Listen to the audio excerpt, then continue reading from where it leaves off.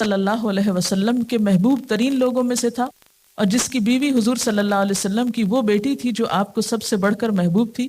اس کے بعد حضرت عائشہ نے یہ واقعہ سنایا کہ حضور صلی اللہ علیہ وسلم نے حضرت علی اور حضرت فاطمہ اور حضرت حسن اور حسین رضی اللہ تعالیٰ عنہم کو بلایا اور ان پر ایک کپڑا ڈال دیا اور دعا فرمائی، اللہم ہؤلاء اہل بیتی فاذہب عنہم الرجس وطہرہم تطہیرا، خدایا یہ میرے اہل بیت ہیں، ان سے گندگی کو دور کر دے اور انہیں پاک کر دے۔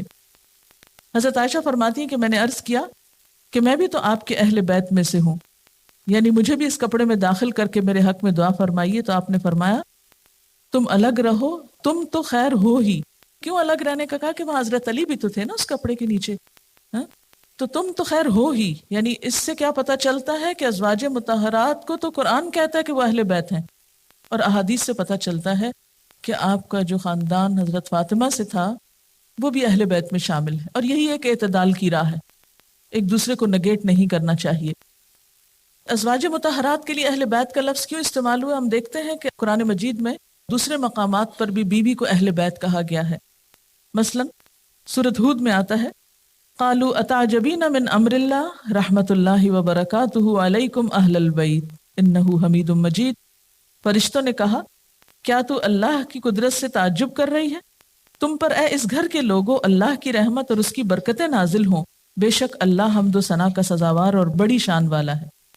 یہ کس موقع کی آیت ہے؟ جب حضرت ابراہیم علیہ السلام کے پاس فرشتے آئے تھے اور ابھی ان کی اولاد نہیں تھی، صرف آپ اور آپ کی بیوی تھی، تو بیوی کے لیے انہوں نے کیا لفظ استعمال کیا؟ اہل بیت کا۔ تو اس لیے ازواج مطہرات کا اہل بیت ہونا قرآن پاک کی نص سے ثابت ہے۔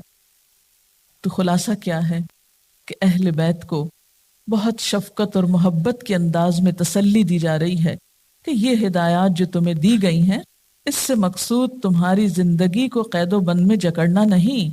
اللہ تعالیٰ تو یہ چاہتا ہے کہ اہل بیت سے ہر طرح کی آلائش کو دور رکھے، ان کی انتہائی اعلیٰ اخلاقی تربیت کرے اور انہیں دنیا اور آخرت میں آپ کے لائق بنائے۔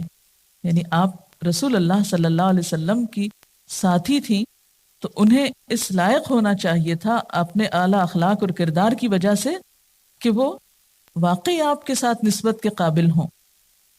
اور ان سارے جھنجھٹوں سے آزاد ہو کر تمہیں کرنا کیا ہے؟ وَاذْكُرْنَ مَا يُتْلَى فِي بُيُوتِكُنَّ مِنْ آيَاتِ اللَّهِ وَالْحِكْمَةِ، تمہیں تو ایک بامقصد زندگی گزارنی ہے، تمہیں اپنا وقت محض زیور کپڑے اور میک اپ میں نہیں گزارنا، تمہیں تو قائدانہ مقام حاصل ہے، تمہاری زندگی کا مشن تو کچھ اور ہے، اور وہ کیا ہے؟ وَاذْكُرْنَ، اور یاد رکھو کیا؟ ما یتلا فی بیوتکن، جو بھی پڑھا جاتا ہے تمہارے گھروں میں۔ کیا پڑھا جاتا ہے؟ من آیات اللہ، اللہ کی آیات میں سے، والحکمہ، اور حکمت کی باتوں میں سے۔ ان اللہ کان لطیفا خبیرا، بے شک اللہ تعالیٰ باریک بین باخبر ہے۔ اب آپ سیکوینس دیکھ رہے ہیں نا آیات کا۔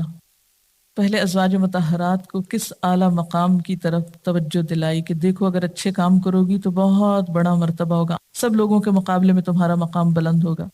پھر دیکھو کوئی تمہارے کسی نرمی سے ناجائز فائدہ نہ اٹھا جائے۔ پھر یہ کہ تم گھروں کو اپنا مرکز بناؤ۔ پھر یہ کہ تم جاہلیت کے طور طریقوں کو چھوڑ دو، زندگی کا مقصد محض اپنی نمائش مت بناؤ۔ اللہ تعالیٰ تو چاہتا ہے کہ تمہیں پوری طرح پاک کر دے اور اعلیٰ مقام عطا کرے، اس کے لیے تمہیں کچھ کام کرنا ہے، کیونکہ یہ کام ہو نہیں سکتا جب تک انسان ایک سادہ زندگی نہ بسر کرے۔ بہت سی خواتین کو مشکل ہوتی ہے نا کہ ہم بہت مصروف ہیں، ٹائم ہی نہیں ملتا، کیا کریں، وقت ہی نہیں ہے پڑھنے پڑھانے کا، کچھ کرنے کرانے کا۔ کیوں نہیں ہے وقت؟ اس لیے کہ وقت تو ان ساری باتوں میں گزر رہا ہے جن سے منع کیا گیا، بیکار کی زینت میں۔ وَاذْكُرْنَ مَا يُتْلَى فِي بُيُوتِكُنَّ، ازواج مطہرات کا عملی زندگی میں ایک بہترین رول اب دکھایا جا رہا ہے۔ وَاذْكُرْنَ کا جو لفظ ہے اس کے دو معنی، نمبر 1 یاد رکھنا، اور نمبر 2 بیان کرنا۔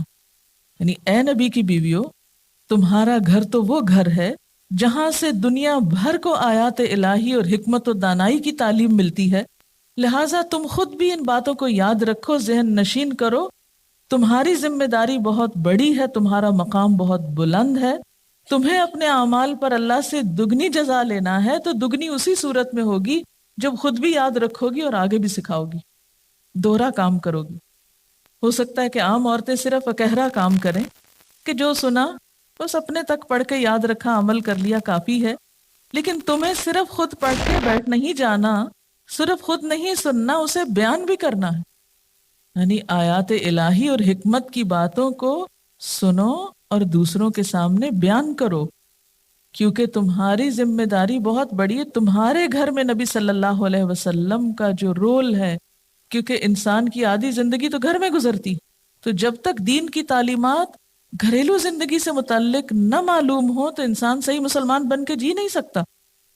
آدھا دین اگر گھر کے باہر کی زندگی سے متعلق ہے اور وہ صحابہ کرام نے ہم کو دیا، مردوں سے روایت ہو کر آیا، تو دوسری طرف آدھا دین ہم سے ازواج مطہرات کے ذریعے آیا، اور اگر وہ اپنا کردار ادا نہ کرتی، وہ اپنا کام نہ کرتی، تو معاشرے کی صحیح معنی میں تعلیم و تربیت کیسے ہو سکتی تھی؟ اگر ازواج مطہرات تعلیم کا کام نہ کرتی، سیکھنے سکھانے کا کام نہ کرتی، تو خاندانی امور سے متعلق بہت سے پہلو تشنہ رہ جاتے۔ اور ویسے بھی آپ دیکھیں کہ خود عمل کرنے کے لیے بھی وذکرنا، یاد رکھنا بات کو بڑا ضروری ہوتا ہے۔ اگر آپ دین کی بات پڑھیں اور ادھر بھول جائیں، عمل کے وقت کچھ نہ کریں، کیا فائدہ ہوگا؟ وآخر دعوانا ان الحمد للہ رب العالمین۔ سبحانک اللہم وبحمدک نشہد ان لا الہ الا انت نستغفرک ونتوب الیک۔ والسلام علیکم ورحمۃ اللہ